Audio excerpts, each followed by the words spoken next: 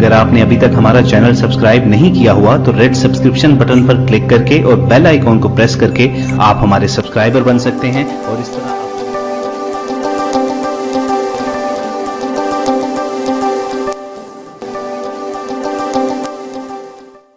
अल्हम्दुलिल्लाहि नहमदुहु व नस्तईनुहु व नस्तगफिरुहु व नु'मिनु बिही व नतवक्कलु अलैहि व नऊज़ु बिल्लाहि मिन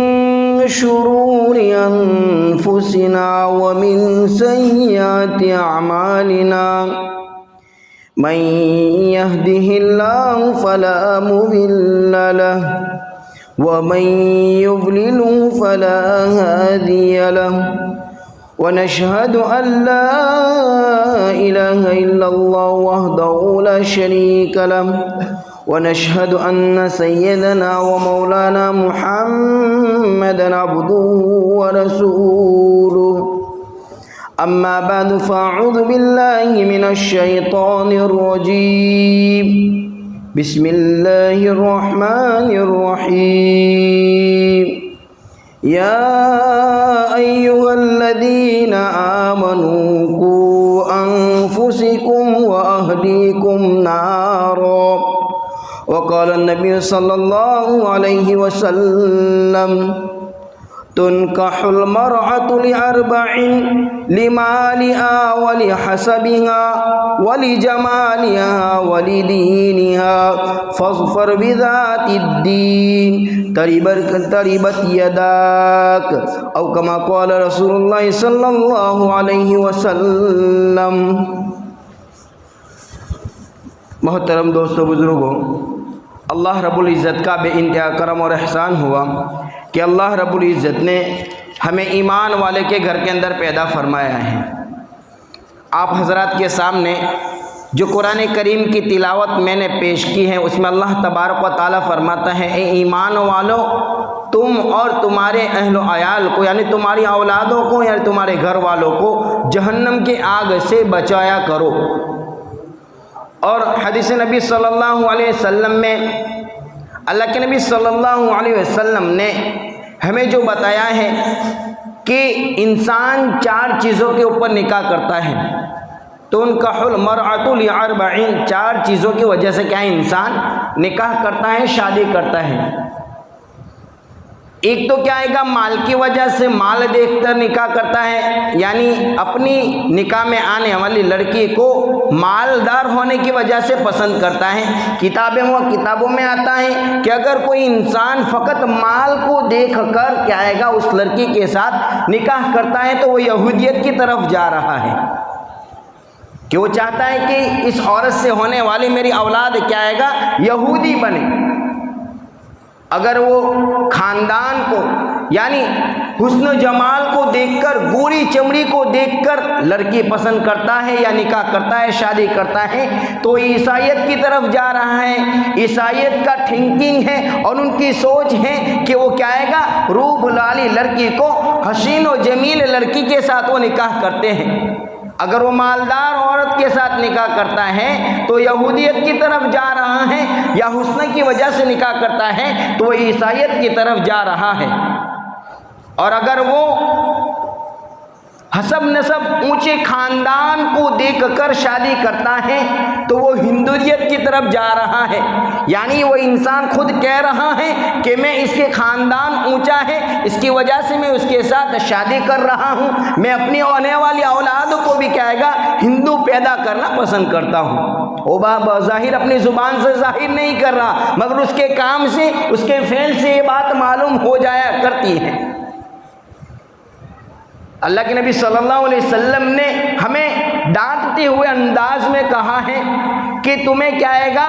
فَظْفَرْ بِذَاتِ الدِّينِ، یعنی دیندار عورت کو، دیندار لڑکی کو ہمیں پسند کرنا ہے. کہ اللہ کے نبی صلی اللہ علیہ وسلم فَظْفَرْ بِذَاتِ الدِّينِ تَرِبَتْ يَدَاكَ، کہ تیرے ہاتھ مٹی میں مل جاوے اگر تو دینداری کو پسند نہ کرے. اللہ کے نبی صلی اللہ علیہ وسلم نے کہا کہ ہمیں دیندار لڑکی کو پسند کرنا ہے، کیونکہ دیندار لڑکی کے ساتھ ہم شادی کریں گے، دیندار لڑکی کو ہم پسند کریں گے تو وہ کیا ہے گا، ہماری اولاد کی تربیت بھی اچھے معنی میں کرے گی. کہ ہمیں اولاد کی تربیت کے لیے سب سے پہلا جو ہمارا کام ہے، ہمیں کیا آئے گا؟ اپنے نکاح میں آنے والی لڑکی کو دیندار پسند کرنا ہوگا۔ ہمیں مال نہیں دیکھنا، ہمیں حسب و نسب نہیں دیکھنا، ہمیں حسن و جمیل نہیں دیکھنا۔ اگر دینداری کے ساتھ مالدار ہے تو نور علی نور، حسب و نسب کے اعتبار سے اونچی خاندان والی ہے دین کے ساتھ تو نور علی نور، یا تو حسین و جمیل ہے دینداری کے ساتھ تو نور علی نور۔ کہ اولاد کی تربیت کے لیے، اولاد کی اچھی تربیت کے لیے، اولاد اچھی پیدا ہونے کے لیے ماں کا دیندار ہونا ضروری ہے۔ کہ ہمیں سب سے پہلے جو ہمیں قدم اٹھانا ہے، ہمیں اپنے نکاح میں آنے والی جو لڑکی ہے اس کو دیندار ہمیں چوائس کرنا ہے، دینداری کی وجہ سے ہمیں اس کو پسند کرنا ہے۔ اگر دیندار عورت ہوگی تو اس کی گود میں پلنے والے بچے بھی دیندار بنیں گے، اس کی تربیت کے معاملے میں وہ عورت کیا ہے کہ مکمل ہوگی، وہ اپنی اولاد کی تربیت دین اسلام کے اوپر کرنے کے لیے تیار ہوگی۔ بلکہ کتابوں میں تو آتا ہے کہ جبکہ نبی اکرم صلی اللہ علیہ وسلم نے ہر ترکیب ہمیں بتا دی ہے کہ تم اپنی اولاد، اچھی اولاد کے لیے، اچھی اولاد آنے کے لیے، اچھی اولاد کی خواہش رکھنے کے لیے کیا ہے، نبی اکرم صلی اللہ علیہ وسلم نے جگہ جگہ پر ہماری تربیت فرمائی ہے کہ جبکہ تم اپنی بیوی سے ملاقات کے لیے جاؤ، یعنی مجامعات کے لیے، ملاقات کے لیے جاؤ تو کیا ہے کہ اس کے سر کے اوپر ہاتھ رکھ کر اس کی خیر کی دعائیں طلب کرو۔ کہ جبکہ انسان کی شادی ہو جایا کرتی ہے اور وہ خلوت کے اندر اپنی بیوی سے ملاقات کرتا ہے تو اس کو اللہ کے نبی صلی اللہ علیہ وسلم نے بتایا کہ تو اس عورت کے سر کے اوپر ہاتھ رکھ کر اس کی خیرخواہی کی دعا مانگ۔ ہمیں عربی میں آوے یا نہ آوے اس کی کوئی بات نہیں ہے، ہم اپنی زبان کے اندر کہیں گے کہ بارک تعالیٰ میں اس عورت کے اندر میرے لیے تو خیر پیدا فرما اور میرے اندر اس عورت کے لیے خیر پیدا فرما۔ ہم دیکھتے ہیں کہ ہمارا نوجوان، آج کا نوجوان جو ہے اپنی شادی کی پہلی رات کو یہ دعاؤں کا اہتمام نہیں کرتے، پھر مارے مارے پھرتے رہتے ہیں کہ ہماری اولاد نافرمان پیدا ہو گئی ہے۔ اللہ کے نبی صلی اللہ علیہ وسلم نے تو ہمیں ابتدائی سے ہمیں تعلیم دیتے ہوئے کہا ہے کہ ہمیں اپنی اولاد اچھی چاہیے۔ اگر ہم اولاد کی اچھی اولاد طلب کرتے ہیں تو ہمیں دینداری کے اوپر کیا آئے گا،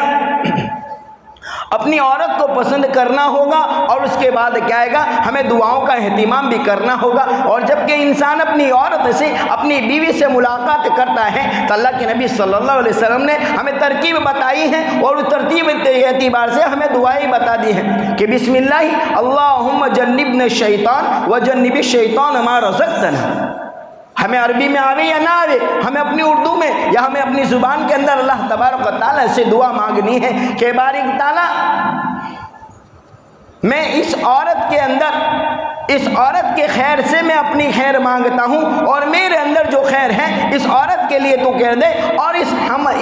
ملاقات سے اگر کوئی بچہ جو وجود میں آ رہا ہے اس کو بھی تو کیا آئے گا، شیطان سے محفوظ رکھ، اور ہم دونوں کو بھی کیا آئے گا، شیطان سے محفوظ رکھ۔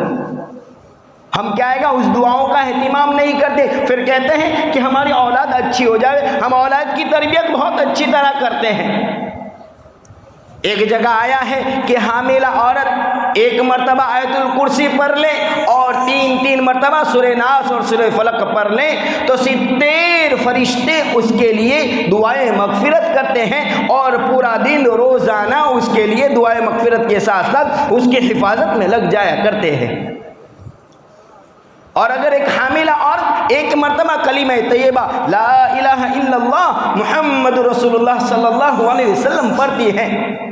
تو ایک فرشتہ اس کلمے کو لے کر آسمان کی طرف جا رہا ہے، اور ایک فرشتہ آسمان سے نیچے آ رہا ہے، بیچ میں دونوں فرشتوں کی ملاقات ہو جاتی ہے۔ وہ آنے والا فرشتہ پوچھتا ہے کہ تم کہاں جا رہے ہو؟ وہ جانے والا فرشتہ کہہ رہا ہے کہ ایک دنیا کے اندر اللہ کی بندی یا بندے کلمہ طیبہ پڑھا ہے، یہ کلمہ بہت اچھا ہے اور بہت آسان ہے اور یہ عمدہ کلمہ ہے۔ وہ آنے والا فرشتہ کہتا ہے کہ تو جو اس کلمے کو لے کر آسمان کی طرف جا رہا ہے، بارک تعالیٰ کی ملاقات کے لیے جا رہا ہے، وہ کلمہ میرا اللہ نے سن لیا ہے اور اس کی مغفرت کو لے کر مجھے بھیج دیا ہے۔ کیا ہی خوب بات فرمائی ہے کہ حاملہ عورت نے کلمہ پڑھ لیا اور اللہ تبارک و تعالیٰ نے مغفرت لے کر آسمان سے فرشتے کو بھیج دیا. ابھی تو بچہ دنیا میں نہیں آیا، اس کے آنے سے پہلے اللہ تبارک و تعالیٰ نے اس کی مغفرت کا وعدہ کر دیا ہے. تو ہمیں چاہیے کہ اپنی اولاد کی تربیت کی طرف، میں آپ کو اس بیان کے اعتبار سے اور اس بات کے اعتبار سے اولاد کی تربیت کی طرف موڑنا چاہتا ہوں کہ ہمیں اپنی اولاد کی تربیت کے لیے سب سے پہلے تو ہمارے انتخاب کے لیے، ہمارے نکاح کے لیے جو لڑکی اور جو عورت پسند کریں گے تو ہم دینداری کے اعتبار سے اس لڑکی کو پسند کریں گے، اور اس کے بعد ہم اپنی اولاد کی تربیت کے لیے، اچھی اولاد کے لیے ہم اپنی بیویوں کو اپنے گھر میں رہنے والی مستورات کو بتائیں گے کہ حمل کے دوران کیا آئے گا. قرآن کریم کی تلاوت سب سے زیادہ کرتے رہنا چاہیے کہ اگر دنیا کے اندر حاملہ عورت کیا آئے گی، اپنے حمل کے دوران اللہ تبارک و تعالیٰ کا ذکر کرے گی اور قرآن کریم کی تلاوت کرتی رہے گی، تو اس کے ہونے والا بچہ بھی اللہ تبارک و تعالیٰ اس کو دیندار بنائے گا اور اس کی اخلاق کے اعتبار سے وہ عمدہ اخلاق والا ہوگا. بلکہ کتابوں میں آتا ہے